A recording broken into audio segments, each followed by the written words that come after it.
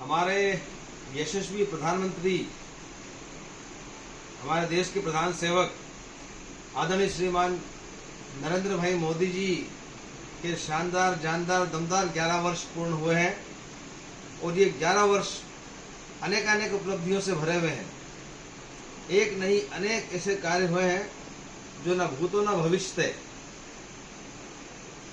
यदि सूची के हिसाब से बात करेंगे तो शुरुआत में उन्होंने स्वच्छ भारत अभियान का काम शुरू किया था।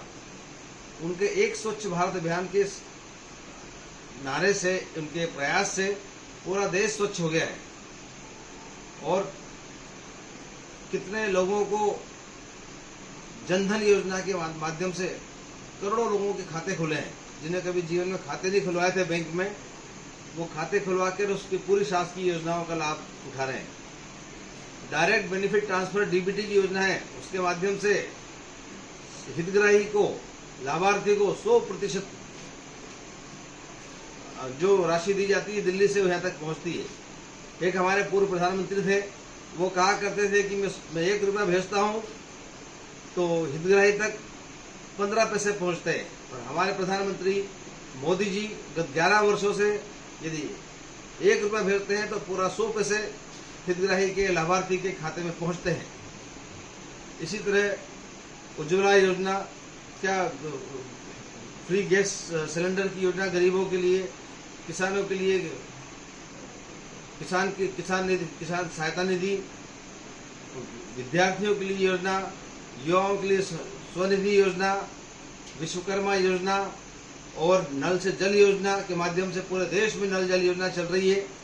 और इसके अतिरिक्त ड्रोन दीदी योजना, 3 करोड़ बहनों को लखपति दीदी बना दिया, स्वयं सहायता समूह को मजबूत किया। और इसके अलावा प्रधानमंत्री आवास योजना के अंतर्गत 4 करोड़ मकान अभी तक गरीबों को मिल चुके हैं। ये बड़े आश्चर्य की बात है कि अब सभी लोग सभी तरह की योजनाओं से उद्यमियों के लिए और कई तरह के डिजिटल प्लेटफॉर्म प्रदान किए हैं। रोजगार योजना, स्वरोजगार योजना चालू करी है और MSME के लिए कई तरह के योजनाएं शुरू की है। लाखों स्टार्टअप हो गए, जो किसी जमाने में हजारों में हुआ करते थे, अब लाखों, 2-2.5 लाख से ज़्यादा स्टार्टअप इस देश में शुरू हो गए हैं, जो सिर्फ स्थानीय स्तर से लेकर राष्ट्रीय स्तर तक, अंतर्राष्ट्रीय स्तर तक अपना काम और परचम फैला रहे हैं। हर क्षेत्र में, एक भी क्षेत्र हो, पहले एयरपोर्ट 72 थे, अभी 162 हो गए 10 साल में। मतलब 70 साल में मात्र 72 थे और 10 साल में, 11 साल में दोगुने से भी ज़्यादा हो गए हैं। एयरपोर्ट हो, पोर्ट हो, वाटरवेज हो, रेलवेज हो, ट्रांसपोर्ट हो, हाईवेज हो, पूरे देश में जो एक नया क्रांति आ रही है भारत के इंफ्रास्ट्रक्चर की विकसित भारत बनाने की, ये बहुत ही गर्व का विषय है। और हम भगवान से प्रार्थना करते हैं कि हमारे यशस्वी प्रधानमंत्री अपना तीसरा कार्यकाल तो पूरा करे ही, लेकिन 2029 में पुनः भारत की जनता प्रचंड बहुमत के साथ उनको चौथे कार्यकाल के लिए एक मौका प्रदान करें और आशीर्वाद प्रदान करें।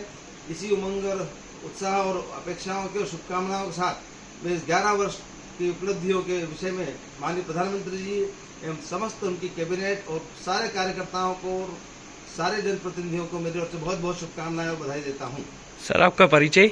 मैं डॉक्टर रवि वर्मा हूं, सर्जन हूं और एनर्जी हॉस्पिटल इंदौर का संचालन करता हूं। धन्यवाद सर।